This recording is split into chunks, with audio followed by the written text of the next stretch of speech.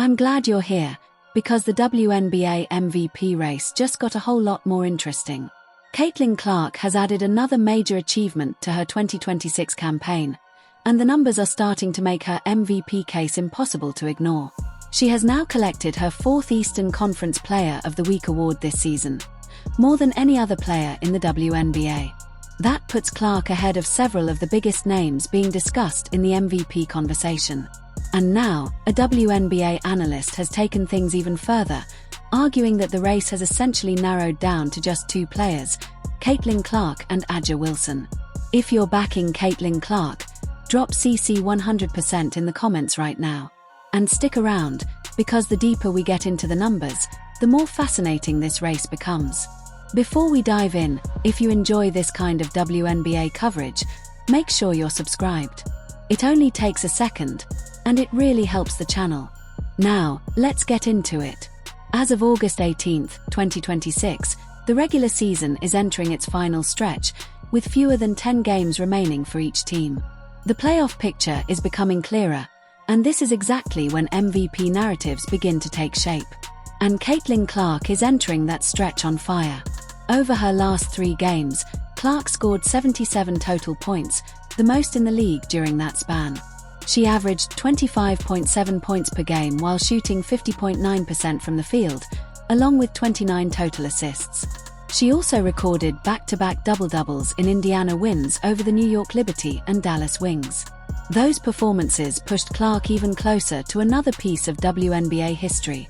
Her 4th Player of the Week award also puts her in rare company within Fever history. She joins Tamika Catchings as the only Indiana players to win the award 4 times in a single season. And there's an interesting connection here. Catchings accomplished that feat in 2012, a season that ended with the Fever winning a championship. That historical comparison alone makes Clark's current run even more intriguing. But then WNBA analyst Ben Daniel made a statement that immediately sparked debate across the basketball world. His argument was simple. If Caitlin Clark has accumulated more Player of the Week honors than the other major MVP candidates, then why should those players be ahead of her for MVP? Daniel specifically pointed out that Paige Bueckers and Olivia Miles aren't matching Clark in that category. He ultimately framed the MVP race as a battle between Clark and A'ja Wilson.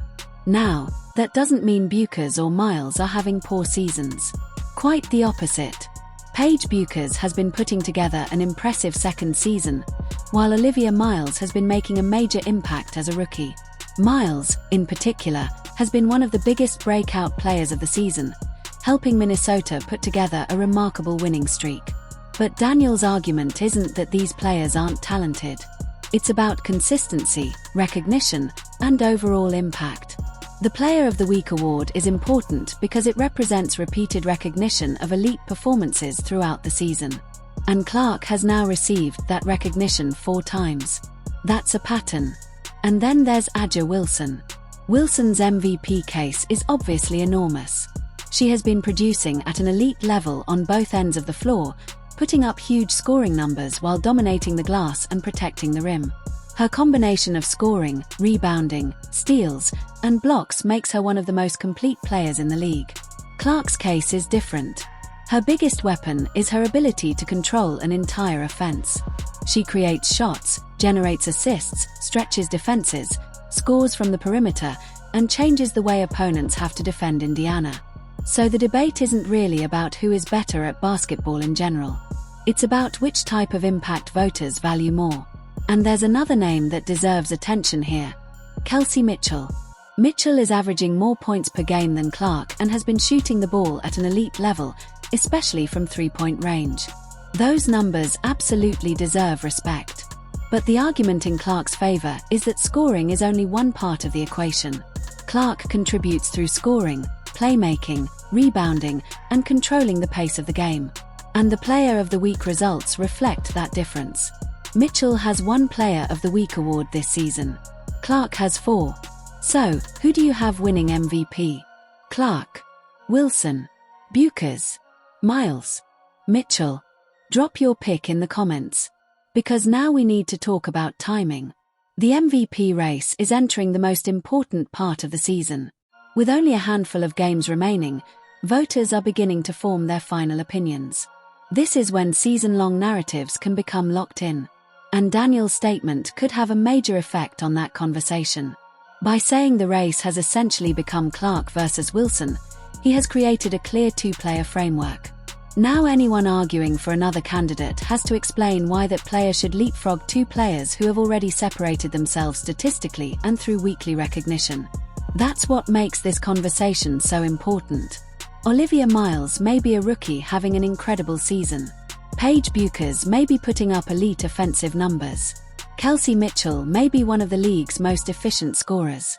But MVP voting isn't based on one statistic. It's about the total package. And Clark's 4 Player of the Week awards give voters something very simple to point to. Week after week, she has repeatedly been recognized as one of the league's very best performers. Now comes the biggest question. If this really is Clark versus Wilson, what becomes the deciding factor? Their games are completely different. Wilson dominates inside. She impacts games defensively, attacks the basket, rebounds at an elite level, and protects the rim. Clark controls the game from the perimeter. Her passing creates opportunities for everyone around her, while her shooting forces defenses to stretch across the entire court. They influence winning in completely different ways. That means a final decision could come down to team success, late-season momentum, statistical production, and which player voters believe their team depends on most.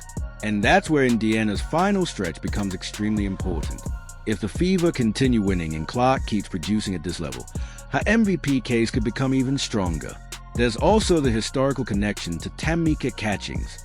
Being the second Fever player in franchise history to earn 4 Player of the Week awards in one season isn't just a random statistic. Catchings did it during a championship season. That doesn't guarantee Clark will win a championship or an MVP, but it adds another layer to the story. Right now, Clark is putting together a season that is already being compared with one of the most successful periods in Fever history.